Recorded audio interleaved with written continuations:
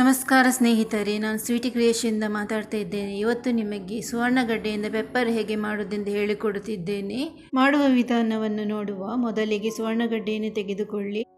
ನಾನು 1/4 kg ಸುವರ್ಣಗಡ್ಡೆಯನ್ನು ತೆಗೆದುಕೊಂಡಿದ್ದೇನೆ. ಅದರ ಸಿಪ್ಪೆಯನ್ನು ತೆಗೆಯುವ. ಸಿಪ್ಪೆಯನ್ನು ತೆಗೆದ ಬಳಿಕ ಅದನ್ನು ಚಿಕ್ಕ ಚಿಕ್ಕ ತುಂಡುಗಳನ್ನಾಗಿ ಮಾಡಬೇಕು.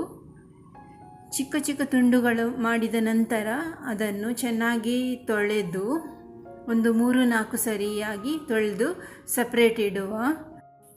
ಸುವರ್ಣಗಡ್ಡೆಯಲ್ಲಿ ಹೆಚ್ಚಾಗಿ ಸಾಂಬಾರು, ಪಲ್ಯ, ಸುಕ್ಕ, ಫ್ರೈ ಎಲ್ಲ ಮಾಡ್ತಿದ್ದಾರೆ. ಇವತ್ತು ಪೆಪ್ಪರ್ ಹೇಗೆ ಮಾಡೋದೆಂದು ನೋಡುವ.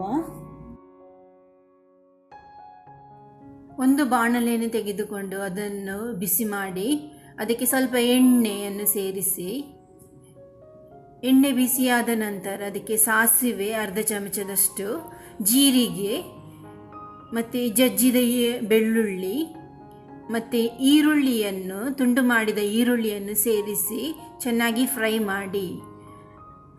ಅದು ಫ್ರೈ ಆಗುತ್ತಾ ಇರುವಾಗ ಸ್ವಲ್ಪ ಒಗ್ಗರಣೆ ಎಲೆ, ಕರಿಬೇವನ್ನು ಹಾಕಿ ಪುನಃ ಚೆನ್ನಾಗಿ ಫ್ರೈ ಮಾಡಿ.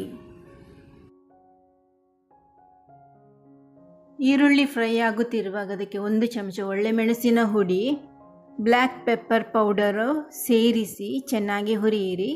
ಹುರಿದ ಬಳಿಕ ಅದಕ್ಕೆ ತುಂಡು ಮಾಡಿಟ್ಟ ಸುವರ್ಣಗಡ್ಡೆಯನ್ನು ಸೇರಿಸಿ ಅದಕ್ಕೆ 1 ಟೊಮೆಟೊವನ್ನು ಹಾಕಿ ಚೆನ್ನಾಗಿ ತಿರುಗಿಸಿ, ರುಚಿಗೆ ತಕ್ಕಷ್ಟು ಉಪ್ಪನ್ನು ಸೇರಿಸಿ 2 ನಿಮಿಷಗಳ ಕಾಲ ಅದನ್ನು ಬೇಯಲು ಬಿಡಿ.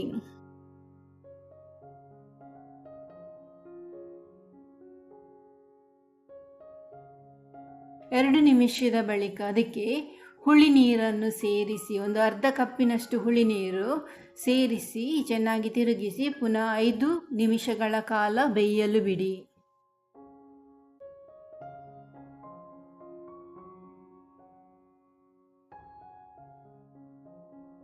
5 ನಿಮಿಷದ ಬಳಿಕ ಅದಕ್ಕೆ ಜಜ್ಜಿದ 1 ಟೇಬಲ್ ಸ್ಪೂನ್ನಷ್ಟು ಒಳ್ಳೆಮೆಣಸನ್ನು ಹಾಕಿ,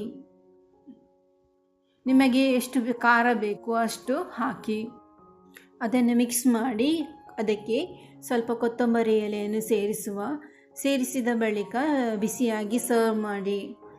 ನಿಮಗೆ ಈ ವಿಡಿಯೋ ಇಷ್ಟವಾದಲ್ಲಿ ಲೈಕ್ ಮಾಡಿ, ಸಬ್ಸ್ಕ್ರೈಬ್ ಮಾಡಿ. Thank you so much.